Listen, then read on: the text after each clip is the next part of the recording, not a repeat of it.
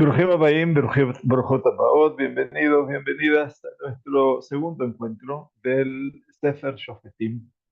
Apasionante libro de nuestro Tanaj que nos va a enfrentar con una época realmente compleja, para no decir difícil, y prácticamente el desencuentro de todo lo bueno que habría de acontecer en la época de Yoshua. Estuvimos estudiando una pequeña introducción del Rab Ariel, donde hablaba de esa inestabilidad prácticamente que tiene que ver fundamentalmente con todas las circunstancias que se dieron. Vamos entonces a compartir ya desde el comienzo de nuestro Sheur para aprovechar nuestro tiempo el libro de jueces, donde estudiamos obviamente el material que vamos también a adjuntar eh, y que tiene que ver con la explicación que hemos preparado para ello. Así que vamos a acompañar también la explicación en un minutito más, pero simplemente saber que la época de los jueces va a resultar una época realmente de inestabilidad mayor en el seno del pueblo judío, y esa inestabilidad se debe a que el pueblo de Israel eh, habrá de encontrar poco interés en la unidad nacional, no tiene nada que ver con las circunstancias del presente, pero fundamentalmente se van a encontrar con un pueblo que está diezmado en cuanto a lo que es concepto solidario. Pero sí veremos que existe una conducción. Estudiamos entonces en nuestro libro de Shoftim el pasuk primero, donde ya hemos leído, y aconteció después de la muerte de Yoshua, que los hijos de Israel consultaron al Eterno diciendo, ¿quién subirá primero por nosotros a pelear contra los Kenananim? Es interesante toda esta postura del pueblo de Israel. Nosotros sabemos que el libro de Yoshua, el libro de Shoftim, empieza como empezó Yoshua. Yoshua empezó diciendo, después de la muerte de Moisés, siervo de Dios. Y aquí es después de la muerte de Yoshua. Existe un cuestionamiento del liderazgo. Explicábamos la primera clase. ¿Quién es el verdadero líder que va a asumir aquí el rol de la conquista? Tenemos que recordar, todos aquellos que ya estudiaron el libro de Yoshua, que quedaron muchos espacios dentro de la tierra de Canaán sin conquistar. Y todos esos lugares que tienen, esos bolsones que dijimos, de pueblos canaanitas, era necesario terminar de conquistar a fin de afirmar la presencia del pueblo hebreo en la tierra y que no se desviasen en pos de unas nuevas o de nuevas culturas. Entonces, la respuesta no tarda en llegar, por supuesto, y es el Kadosh Baruj Hu el que va a responder. Digamos, la semana pasada, el versículo 2, y el Eterno respondió, Yehudá Ya'aleh. Yehudá subirá. He aquí que he entregado la tierra en sus manos. Entonces, aquí estudiamos y lo marcamos en amarillito en el texto que ustedes tienen allí en el aula virtual. Malvin me explica que Yehudá será el primero en subir a la guerra, pues fue el primero en salir elegido cuando se repartieron los territorios en la tierra de Israel. Y eso es verdad. El primero que recibió la tierra fue Caleb, recibió Hebrón, y por lo tanto Yehudá es el elegido por Dios para comenzar con esta tarea. Entonces, eventualmente, Yehudá, estudiamos la semana pasada, pero vale la pena que lo repasemos un minutito, veamos el versículo 2, donde dice la pregunta después del Malvim, ¿por qué Dios le contesta de esta forma? ¿Por qué no les contestó en forma resumida, solo Yehudá, o en forma más explícita, tal como ellos habían preguntado, Yehudá que suba primero a luchar contra el Kenani? Entonces, aquí hay una explicación interesante que vamos a estudiar, vamos a resumirla nada más, y dice, veamos qué es lo que Dios quitó, lo que quitó de lo que ellos pidieron. No dijo la palabra primero, porque aquí el pueblo de Israel, versículo 1, dice, ¿quién subirá por nosotros primero a pelear contra los que nos miran? Dios no habla de primero. ¿Qué significa? ¿Quiénes podrían oponerse a que la tribu de Yehudá sea la que asuma el liderazgo del pueblo? Yoshua muere a los 110 años, como estudiamos, si bien vivió la misma cantidad de años que el padre de la tribu, Yosef. Yosef tiene dos hijos, Efraim y Menashe. Yoshua es de la tribu de Efraim, si recuerdan. No obstante, vivió 10 menos que su maestro Moshe. Moshe murió a los 120 años. Hasta tal punto los sabios en el Midrash dijeron en realidad que Dios le quitó 10 años a Yoshua por haberse demorado en conquistar la tierra. O sea que esto también es un tema bastante complejo, pero bastante real, que Yoshua vivió menos del tiempo apropiado porque se retrasó eventualmente en la conquista de la tierra, se demoró en el sentido de que no logró despejar a todos los enemigos. Muy bien, esto es entonces lo primero que tenemos aquí. Eh, Veamos entonces el último punto que queremos hablar. Es por eso que luego de su muerte y al no tener Yoshua hijos, entonces la tribu de Efraim, que es la tribu de Yoshua, pensaron que debían ser ellos los que tendrían que heredar el rango de líderes, o al menos completar los otros 10 años que le quedaban al liderazgo de Yoshua. Y es por eso que consideran que Yehudá no debe ser el líder, porque aún no es el momento de nombrar un rey. Todavía no llegó el momento de la reyesía. Tres cosas debían el pueblo de Israel al ingresar a la tierra. Tres cosas que debían hacer el pueblo de Israel. Miren qué importante todo esto. Primero, conquistar la tierra de Israel y denominar un rey. Segundo, destruir al pueblo de Amalek. Y tercero, construir el Bet Hamikdash. Esto es la tarea que tienen que hacer. Bueno, obviamente Yehudá va a ser el futuro rey y por eso Efraín todavía pensaba que no le tocaba a Yehudá. Sin embargo, veamos el párrafo donde dice Dios no entra en estas pequeñeces, el último párrafo de la página 2 para ustedes. Aquí dice Dios no entra en estas pequeñeces y contesta en forma categórica, Yehudá subirá. He aquí que he entregado la tierra en sus manos. Es decir, Yehudá será el líder del pueblo a partir de ahora y quiso insinuarles que la designación de Yehudá como líder es algo permanente, no es solo para la guerra. Yehudá será el líder. Y aquí estamos hablando obviamente de la nueva conducción que va a surgir en Israel. Muy bien, pasamos al versículo 3, que también lo empezamos a compartir, no lo terminamos. Y nos dice el versículo 3, que en ese momento Yehudá le dijo a Shimón su hermano, sube conmigo a mi heredad y peleemos contra el Kenaní, y yo también iré contigo a tu heredad, y Shimón fue con él. Tenemos que recordar que Yehudá está en el sur, después abajo de Jerusalén, todo el territorio de Yehudá. Y Yehudá también envolvió, eh, eh, poseyó a la tribu de Shimón. O sea que Yehudá y Shimón están juntos en el sur del territorio de Israel. El Malhut Yehudá va a estar en el reinado del sur, se lo conoce. Veamos qué dice nuestra explicación. Yehudá le dijo a Shimón, ¿qué dice el versículo 3? Y las explicaciones son bastante prolongadas. Esto es así porque el territorio que ocupaba Shimón, acabamos de decirlo, estaba en la parte sur del territorio de Yehudá. Y también en la parte sur estaban las ciudades que Yehudá le dio a los levín. ¿Se acuerdan que los levitas tenían 4 ciudades en cada tribu de Israel? Por ejemplo, la ciudad de Hebrón. Es por eso que Yehudá tiene un interés estratégico de ayudar a Shimón a que pueda instalarse y echar a sus enemigos, pues de esta manera la tribu de Shimón son los que van a brindar una franja de seguridad desde el lado sur. Esto era un interés muy estratégico por parte de Yehudá. Desde el lado norte su territorio estaba protegido porque estaban todas las tribus. Quiere decir, todas las tribus de Israel están hacia arriba. Yehudá es la última que está y Shimón está abajo de Yehudá. Si recuerdan el mapa que estudiamos en Joshua. Arriba de Yehudá está todo, está Efraín, está Binyamin, todas las tribus de Israel están hacia el norte. Por lo tanto, el último punto, el punto más austral es Yehudá.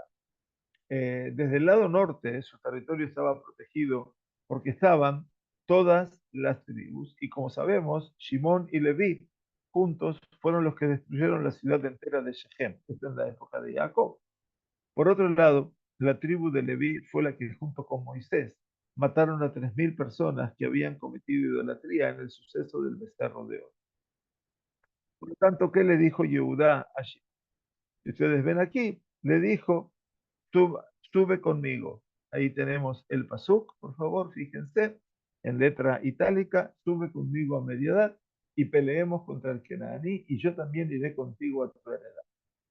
Como dijimos, Yehudá no entendió lo que Dios dijo. No entendió que Dios se estaba refiriendo a que él debería ser el líder y de esa manera evitar que el pueblo quede sin una cabeza que lo dirija y obviar todos los problemas que surgieron en la época de los jueces por carecer de un rey. Y esto lo vemos en hechos esencialmente en la ciudad de Jerusalén. Entonces, acá aparentemente hay algo que Yehudá no entiende, que no comprende. Aparentemente el hecho de que Dios dijo Yehudá y Ale, Yehudá será el que suba, es que le estaba dando a Yehudá prácticamente el sentido de la conducción del pueblo judío.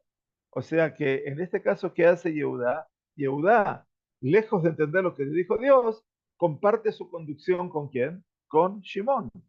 Entonces, aparentemente aquí hay ya de por sí un principio de desconexión con la idea original.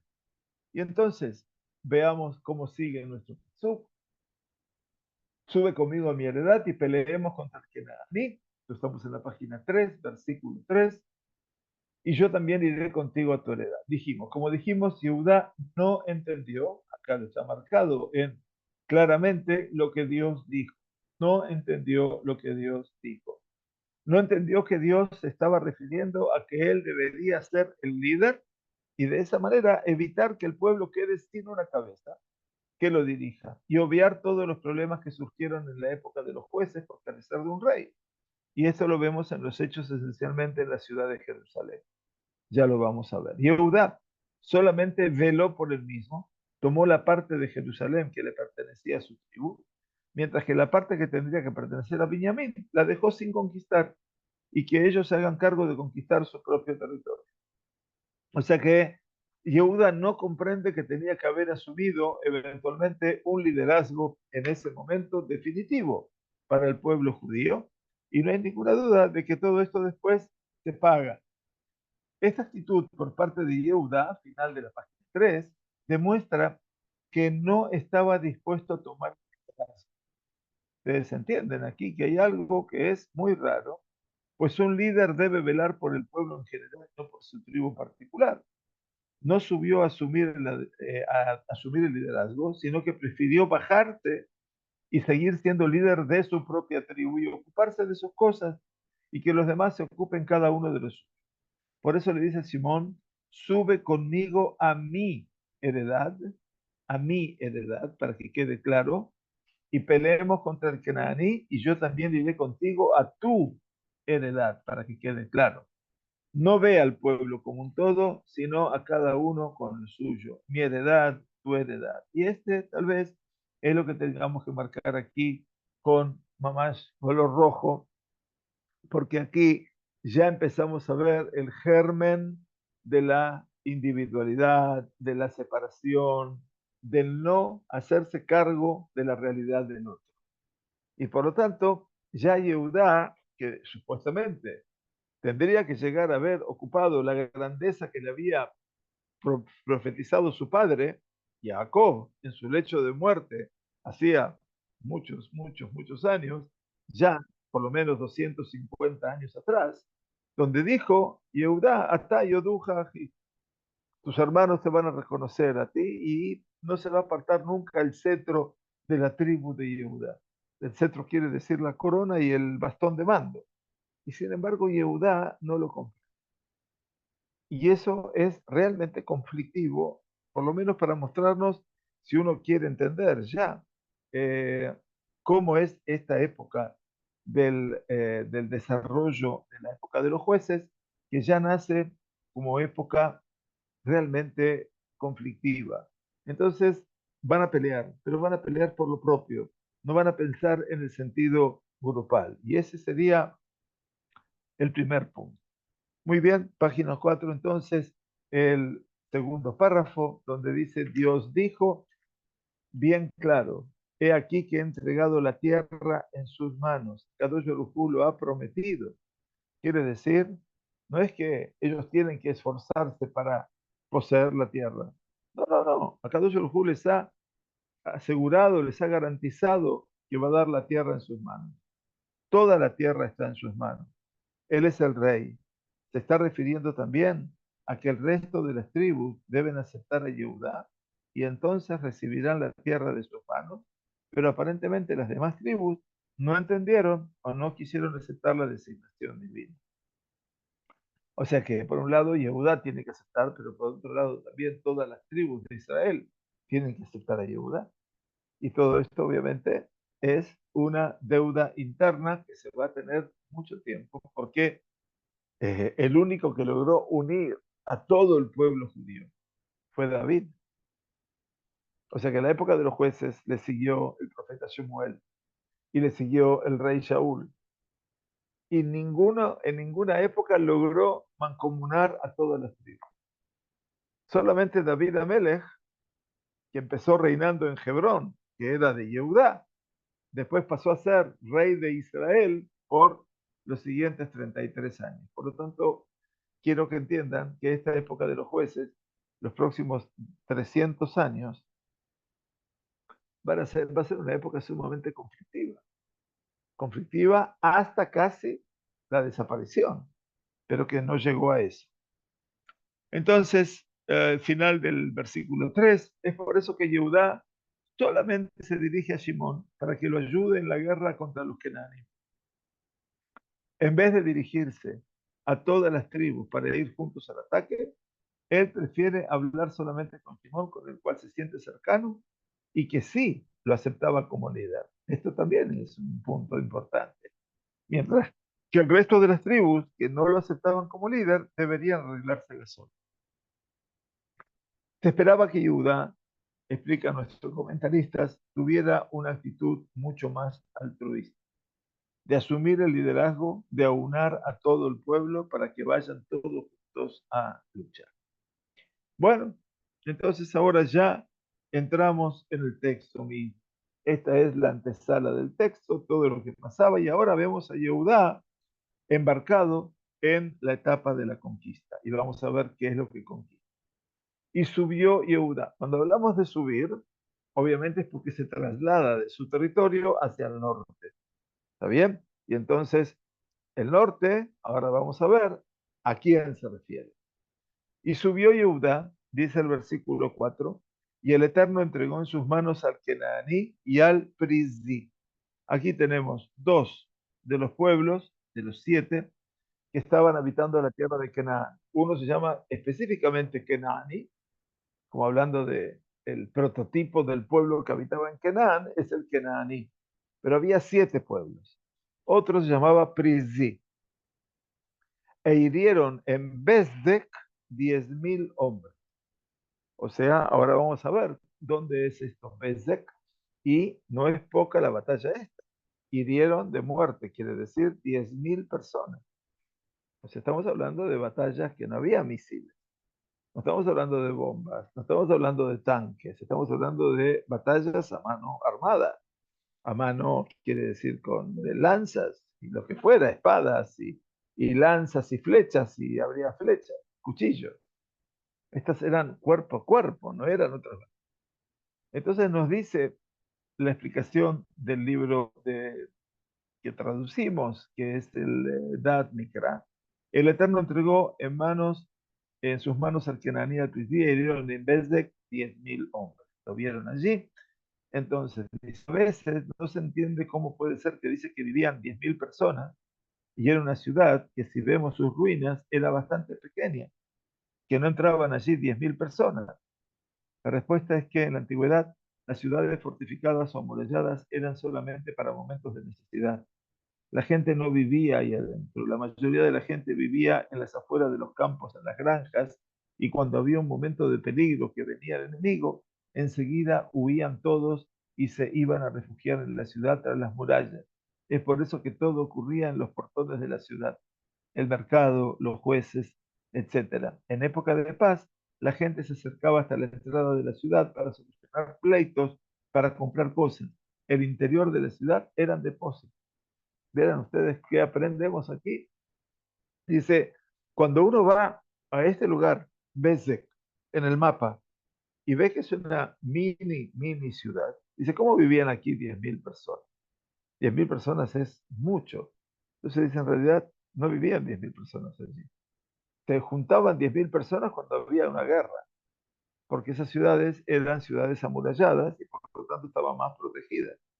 El resto del año toda la población vivía en las afueras y por eso se llegaban sí a las puertas de la ciudad, porque en las puertas estaba el mercado, porque ahí era el punto de encuentro, el meeting point y las cortes de justicia.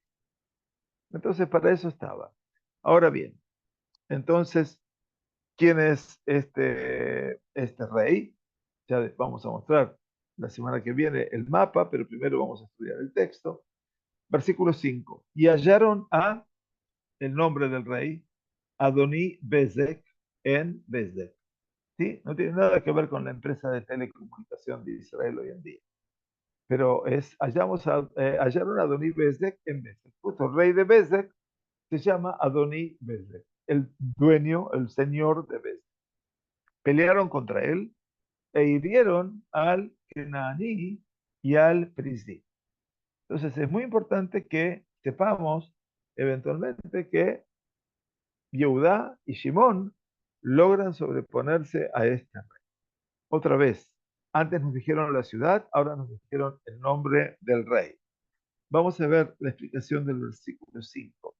Y hallaron a Adoní Bezek en Bezek y pelearon contra él. El término Adoní, para que todo el mundo sepa bien, Adón significa el señor, el dueño del lugar, era aparentemente el título honorífico que se le daba a los reyes de esta zona, así como en el Egipto se denominaba faraón. En la Torá se fue mencionado con este título Adonimelech y Adonita. Si bien Adoní Bezek no aparece entre los reyes de la tierra de Kenan y que fueron enunciados en el libro de Yoshua, ¿se acuerdan que hablamos de 31 batallas de Yoshua contra los reyes del sur y los reyes del norte? Pero no aparece Adoní Bezek. Tampoco fue mencionado en las guerras anteriores cuando todos los pueblos hicieron alianzas para luchar contra Israel. Un motivo puede ser que Adoní-Bezek prefirió no participar de ninguna de estas alianzas y no luchar contra Yoshua. Y otro motivo más convincente, a mi humilde opinión, es que Adoní-Bezek surge como líder rey, aprovechando el vacío de poder que quedó al destruir Yoshua a todos los reyes de la tierra. O sea que este Adonibezek era un tapado, vamos a llamarlo así, y en el momento que todos los reyes fueron destruidos o muertos por Yoshua, de repente estos empezaron a asomar su cabeza eventualmente. Muy bien, y el último versículo, la última explicación que nos dice aquí es, e hirieron al Kenaní, según Abarbanel, que es nuestro comentarista de excepción, según Abarbanel, don Isaac Abarbanel, el motivo por el cual vuelve a repetir que lucharon contra el Kenaní, a pesar que en el versículo anterior ya nos había dicho que Dios entregó en sus manos al Kenaní, es porque antes se refería a los pobladores que vivían en las afueras de la ciudad y que eran mayoría, y ahora este versículo habla acerca de los pobladores de la ciudad en sí, que eran menores, ¿no? En cantidad, pero que en última instancia los entregó. Ahora bien,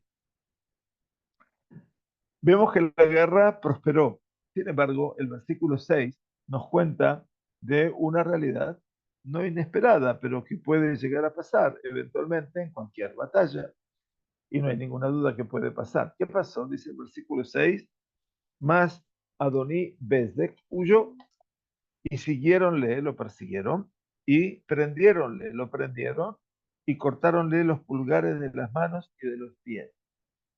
Bueno, a este rey le infligen una humillación, una tortura muy particular. O sea, Adonibezek se escapa, rey de ese lugar. Lo persiguen, lo alcanzan a tomar y en el momento que lo toman, preso, prisionero, le cortan los pulgares de las manos, ambos pulgares, y de los pies. Este es el castigo que le infligen a él. La pregunta es, ¿por qué? Uno verdaderamente no sabe qué significa esta tortura que Yehudá y Shimón le imponen a este Adonibes. Vamos a ver, entonces, el versículo 6 explica, mas Adonibes escuchó, pues vio que la ciudad estaba cayendo en manos de Yehudá y Shimón, y lo siguieron y lo prendieron. Malvim recalca que Adonibes se atrincheró dentro de la ciudad, pues estaba amurallada. Y es por eso que cuando conquistan la ciudad, él logra huir, tal vez por algún pasadillo secreto o túnel. Esto era específico en la época de antigua, donde siempre había algún túnel o algún pasadizo secreto. Esto, Yemar Shemam del Hamas, de las Minarot, no es nuevo.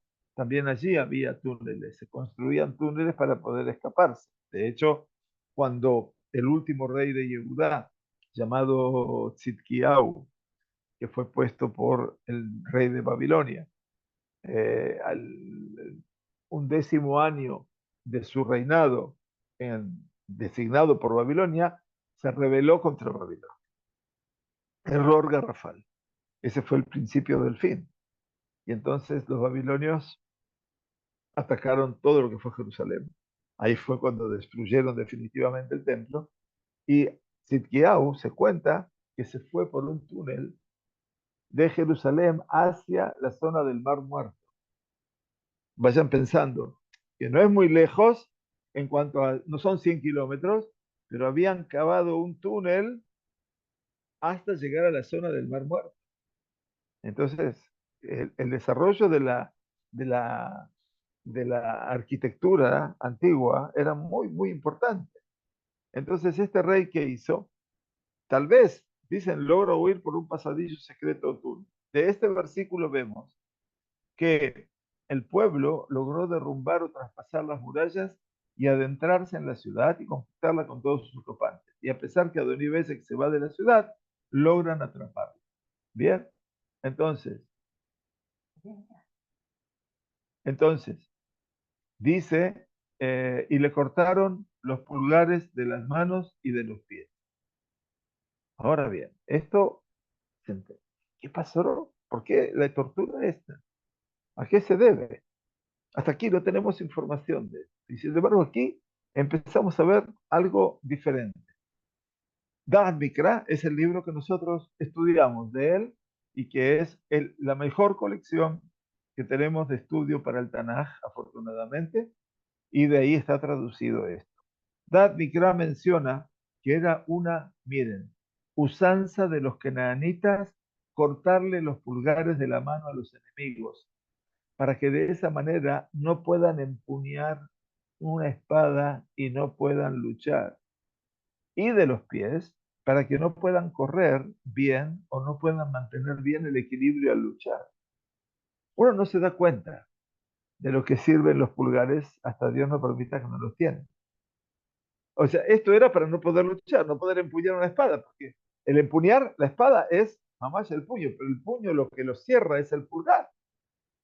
Y encima, escapar, correr, no podían correr. El pulgar del pie me permite tener estabilidad.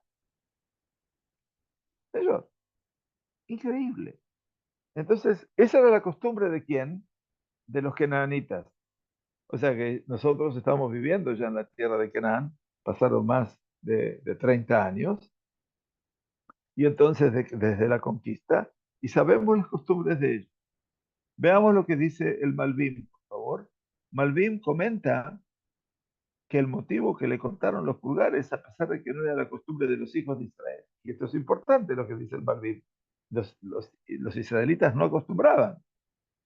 Dice, no obstante, con este rey sí lo hicieron, pues a pesar que lo iban a matar de todas maneras, como hicieron con el resto de los reyes, obraron así con él, pues su maldad era grande hacia sus sometidos. O sea que este rey se comportaba realmente en forma pésima con sus enemigos y Dios le devolvió el mal sobre su cabeza, tal como él le había hecho a los demás, así le pagaron a él.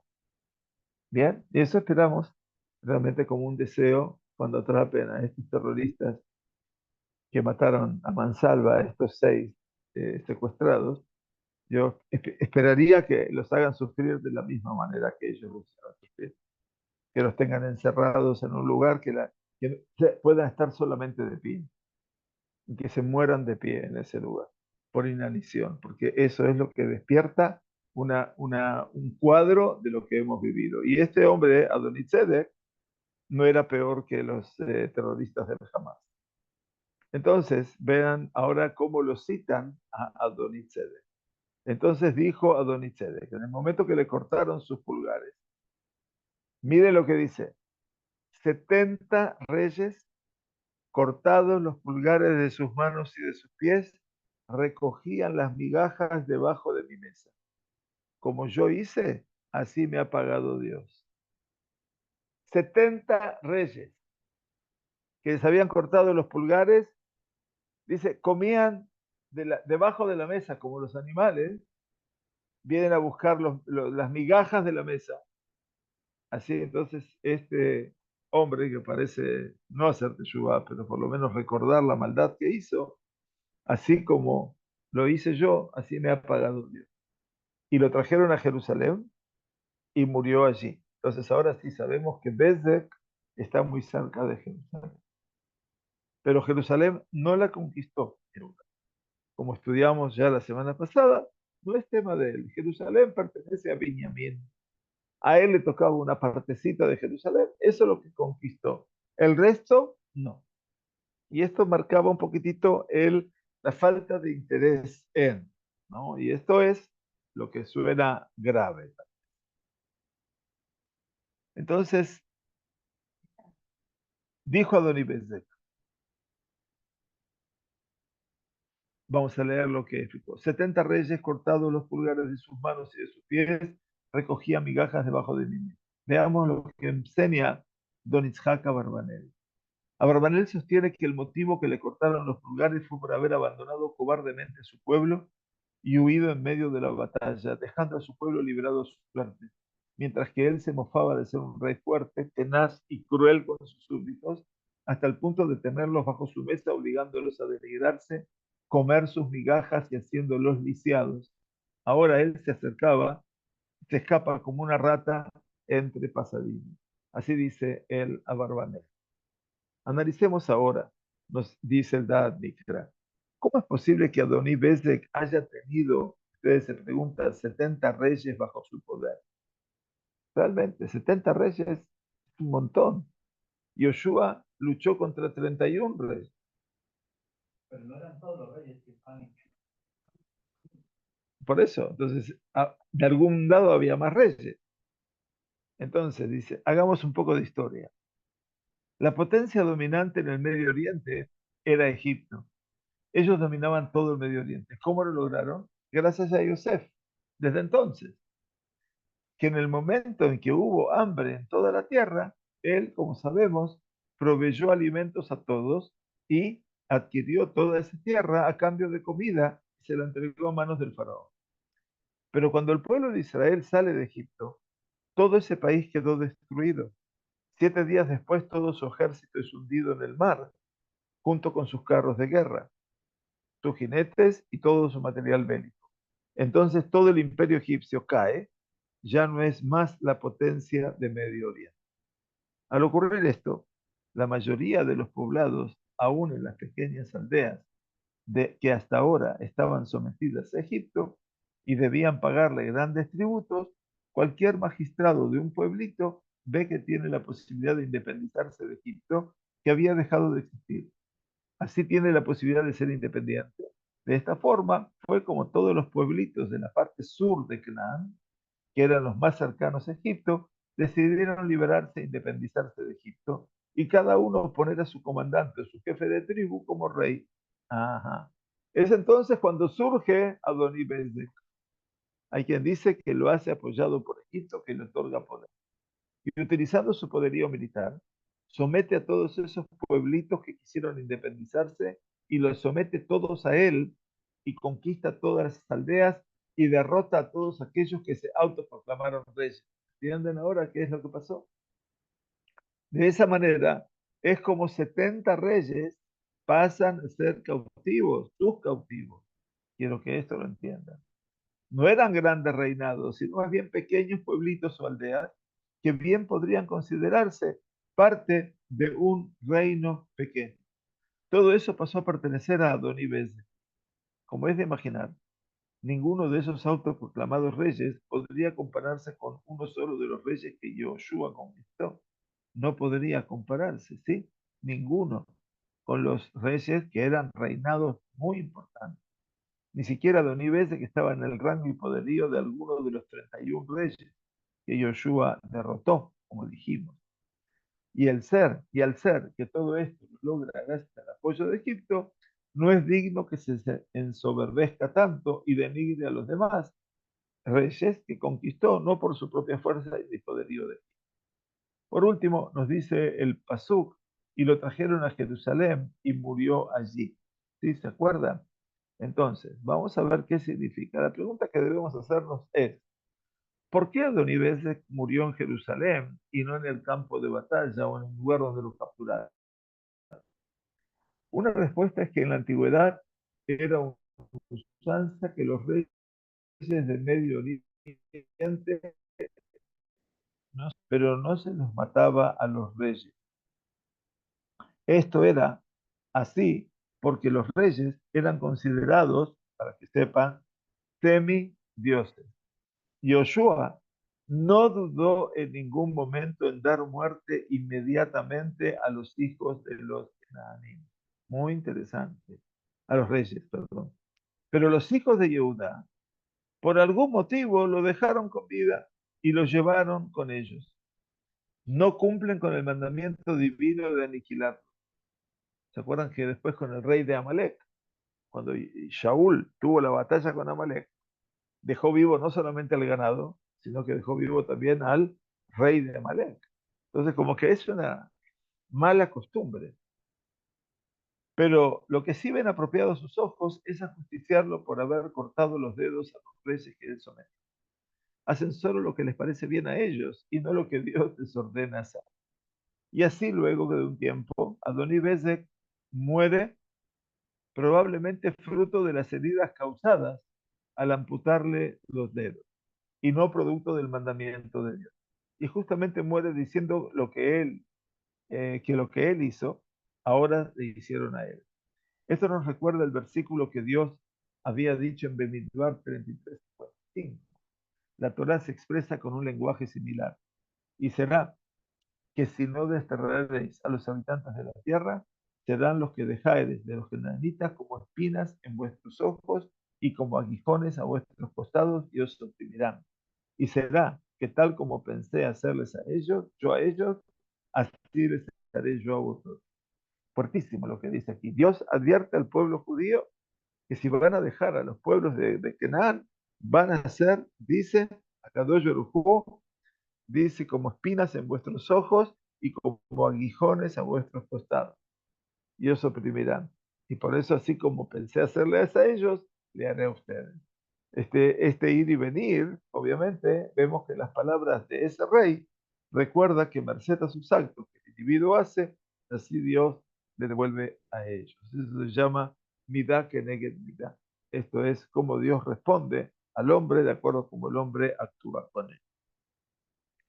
Y el versículo 8, ya ven que el libro de jueces tenemos mucho para aprender y por eso es un texto extenso y hay muchas explicaciones, para no, porque si no, se lo puede estudiar de una manera minoritaria, como yo digo, en donde uno no presta atención a estos detalles y se dedica a estudiar la historia. Si es un curso de historia, lo podemos hacer en un día y medio. En 2 clases y terminamos con el libro de Shoftim. Pero como no es un curso de historia, sino que es un curso de Torah, que uno tiene que aprender de cada cosa, que está ligado, obviamente, al escenario de la Torah. Muy bien, entonces ahora sí, el versículo 8 nos lleva a, y combatieron los hijos de Judá contra Jerusalén. ¿Vieron? Contra Jerusalén.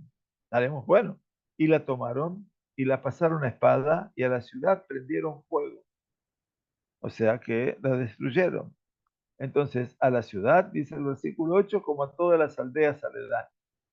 Debemos recordar que la ciudad de Jerusalén en sí, es decir, la fortaleza, pertenecía al territorio de Binyamin. ¿Se acuerdan? Dijimos que era Binyamin, no Yehuda. Pero los alrededores de Jerusalén, Bebaseret Zion, Pisgat Ze'ev, hoy en día, Moza, todos los lugares de alrededor a Jerusalén pertenecían a Yehuda.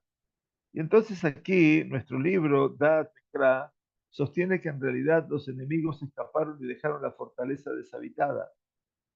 Yehudá la prendió fuego, pero no la habitó porque no les pertenecía. Y la tribu de Benjamín o no se enteró de lo que sucedió en Jerusalén, o bien estaba ocupado en guerrear y ocupar otros sitios, y no vio la necesidad de poseer esa fortaleza. Se podía haber conquistado Jerusalén. Ya en la primera etapa del pueblo judío en la tierra. Esto pasó 300 años después por David, que se va a conquistar. Mientras tanto, ¿quién siguió viviendo en Jerusalén? Los canaanitas, específicamente el pueblo jebuseo, los yebusim. Eso es lo que pasó.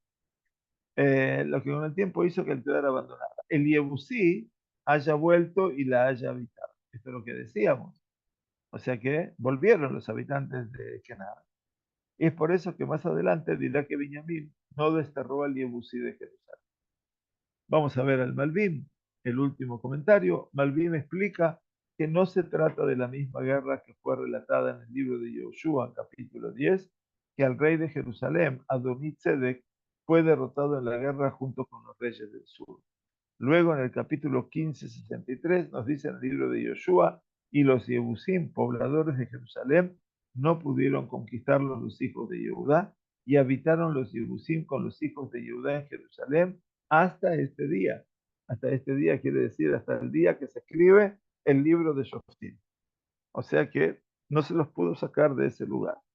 No obstante, y ahora sí, esto es lo más importante, luego de la muerte de Yoshua, ahora la tribu de Judá se propone conquistarlos y lo logra, pero no se queda.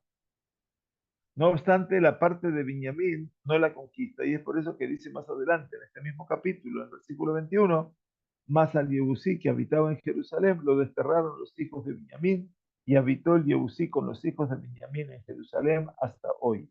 Hasta hoy quiere decir hasta el día que se escribe el libro de Shoftim. Se supone que el libro de Shoftim lo escribió el profeta Samuel. Es decir, no fue Yehudá como había ocurrido en los días de Joshua, sino que ahora, en la época de los Shoftim, fue Benjamín el que no los destacó. Hasta aquí, eventualmente, la explicación del Malvin. Pero precisamente esta explicación, es un versículo largo.